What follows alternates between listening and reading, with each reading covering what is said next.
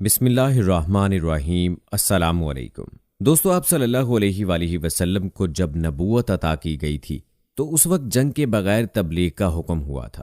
اللہ تعالیٰ نے فرمایا تھا کہ ان کافروں سے الجھیے مت، بلکہ دامن بچائے رکھیے اور صبر کیجیے۔ یہ حکم مکہ کی زندگی تک رہا۔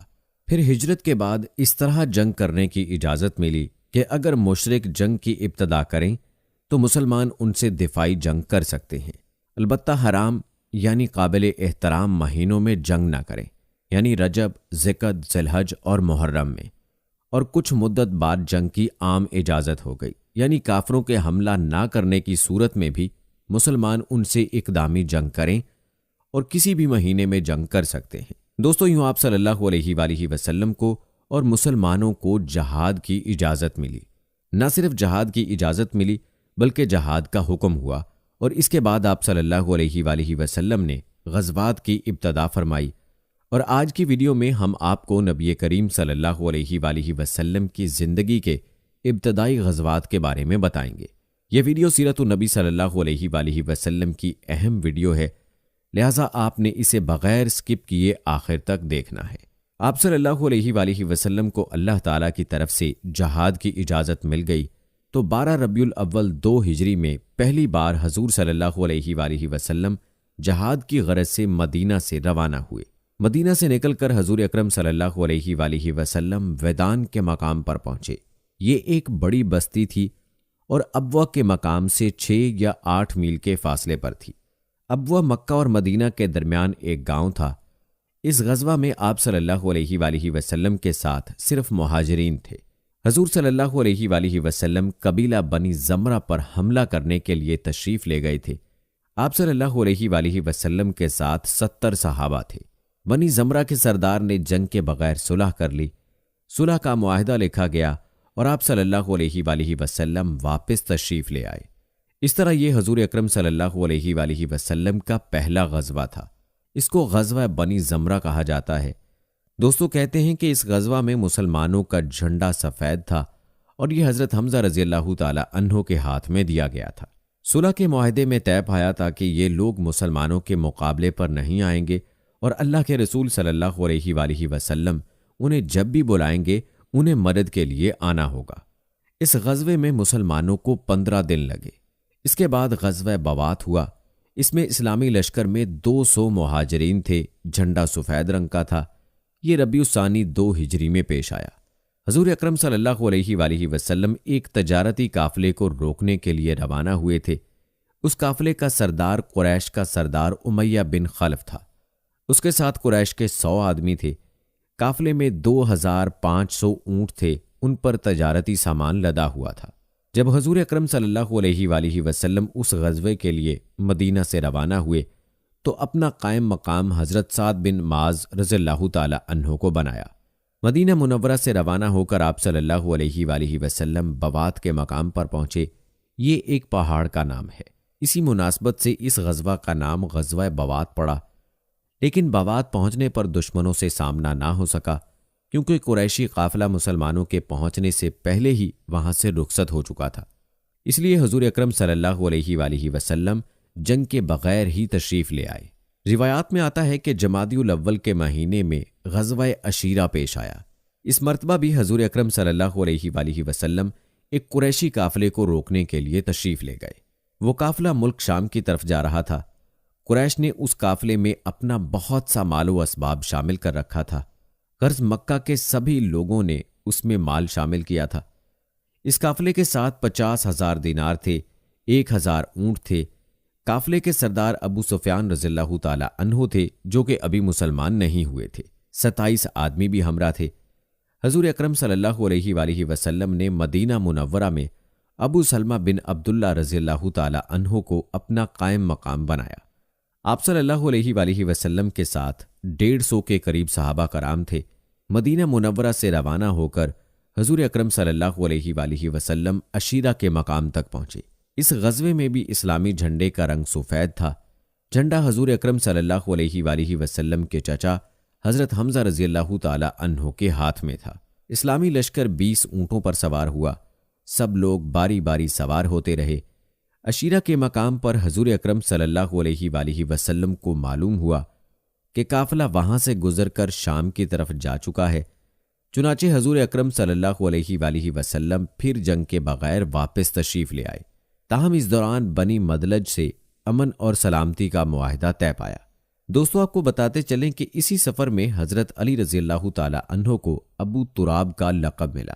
یہ واقعہ اس طرح پیش آیا کہ آپ صلی اللہ علیہ وآلہ وسلم نے ایک موقع پر حضرت علی اور حضرت عمار بن یاسر رضی اللہ تعالی عنہ کو زمین پر اس طرح سوتے پایا کہ ان کے اوپر مٹی لگ گئی۔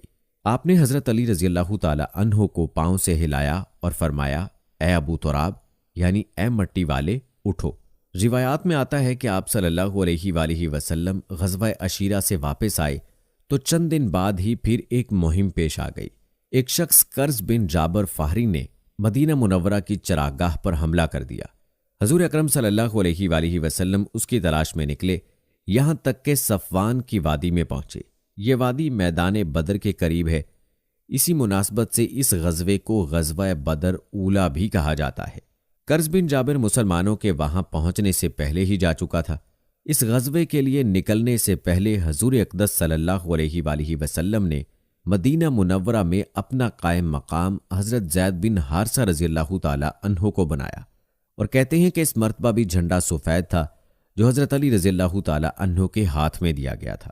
دوستو، غزوہ عشیرہ کا تذکرہ پہلے بھی گزر چکا ہے کہ قریش کے ایک تجارتی قافلے پر حملے کی غرض سے آپ صلی اللہ علیہ وآلہ وسلم روانہ ہوئے تھے، لیکن جب آپ صلی اللہ علیہ وآلہ وسلم عشیرہ کے مقام پر پہنچے تو قافلہ اس مقام سے گزر کر شام کی طرف روانہ ہو چکا تھا۔ چنانچہ آپ صلی اللہ علیہ وآلہ وسلم واپس تشریف لے آئے تھے۔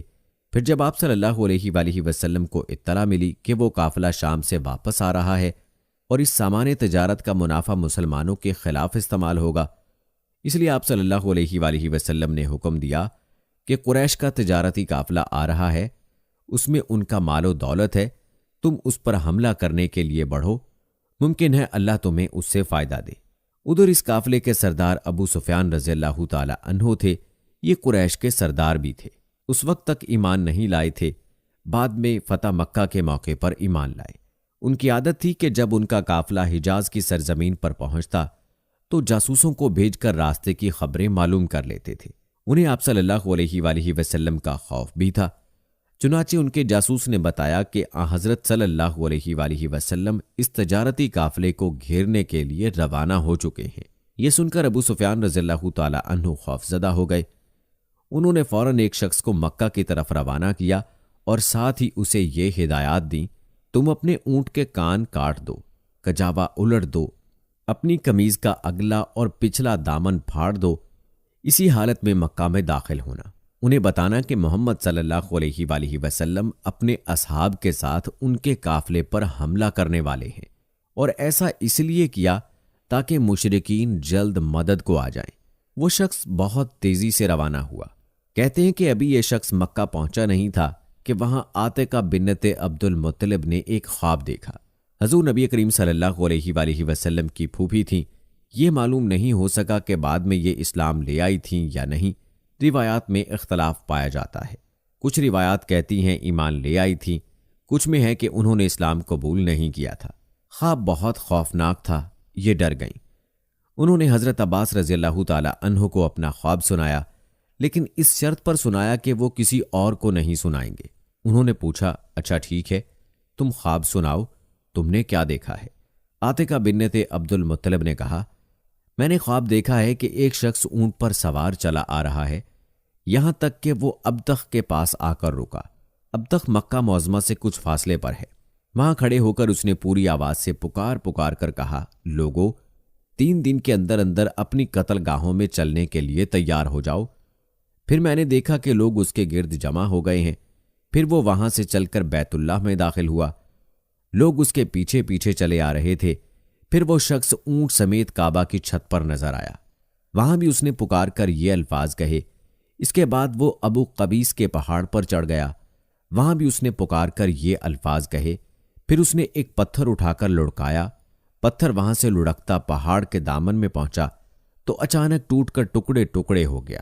پھر مکہ کے گھروں میں سے کوئی گھر نہ بچا جہاں اس کے ٹکڑے نہ پہنچے ہوں۔ یہ خواب سن کر حضرت عباس رضی اللہ تعالی عنہ نے کہا، اللہ کی قسم عاتقہ، تم نے بہت عجیب خواب دیکھا ہے، تم خود بھی اس کا تذکرہ کسی سے نہ کرنا۔ حضرت عباس رضی اللہ تعالی عنہ وہاں سے نکلے تو راستے میں انہیں ولید بن عتبہ ملا، یہ ان کا دوست تھا۔ عباس رضی اللہ تعالی عنہ نے خواب اس سے بیان کر دیا اور وعدہ لیا کہ کسی کو بتائے گا نہیں۔ ولید نے جا کر یہ خواب اپنے بیٹے عتبہ کو سنا دیا۔ اس طرح یہ خواب آگے ہی آگے چلتا رہا، یہاں تک کہ ہر طرف عام ہو گیا۔ مکہ میں اس خواب پر زور و شور سے تبصرہ ہونے لگا۔ آخر 3 دن بعد وہ شخص اونٹ پر سوار مکہ میں داخل ہوا جسے حضرت ابو سفیان رضی اللہ تعالی عنہ نے بھیجا تھا۔